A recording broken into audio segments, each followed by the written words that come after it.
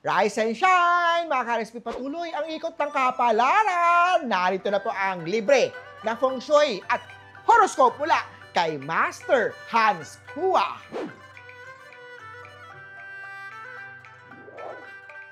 Simulan natin sa mga pinanganak ng Year of the Rat. May selos na hindi maiiwasan, pero kung pag-uusapan ng mahinahon, lumalalim ang tiwala sa isa't isa. Panahon na para piliin ang honesty kesa sa pride. White at 6.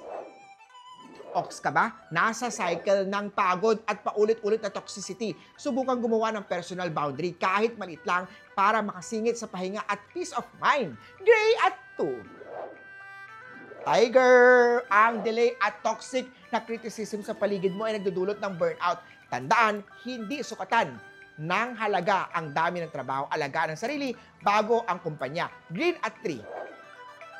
Rabbit naman tayo, tahimik at sweet ang energy sa love life.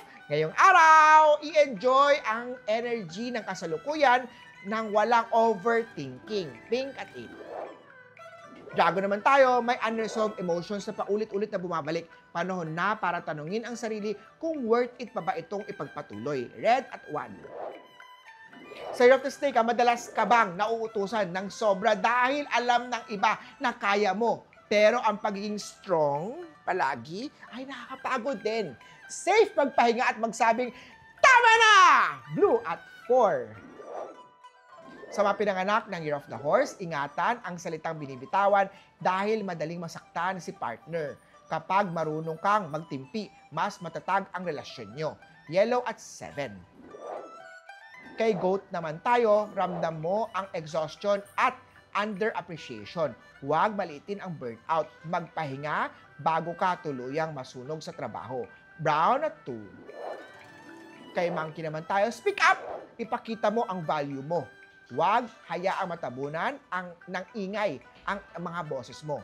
Red at 5. Kay Rooster naman tayo, may kasamahang tila ginagamit ang effort mo para makinabang sila. Proteksyonan ang sarili laban sa burnout sa pamamagitan ng malinaw na boundaries. Gold at 9. Kay Doggy tayo, pakiramdam mo ay pinipiga ka ng mga demands. Trabaho sa opisina, pero walang tunay na appreciation. Alalahanin na ang trabaho ay trabaho lamang. Hindi mo kailangan isakripisyo ang kaluluwa o energy dito. Purple at 6. Sa Year of the Pig naman tayo, sweet at thoughtful ang gesture na matatanggap mo ngayon. Kung single ka, bukas ang posibilidad na magkaroon ng love life o bagong connection. Gray at 3. Muli po, ito po'y gabay, patnubay, paalala at prediction lamang mula kay Master Hans Kua. Nasa inyong mga kamay nasa lalay ang inyong tagumpay. Lagi think positive at i-manifest natin ang success. Mga ka-RSP,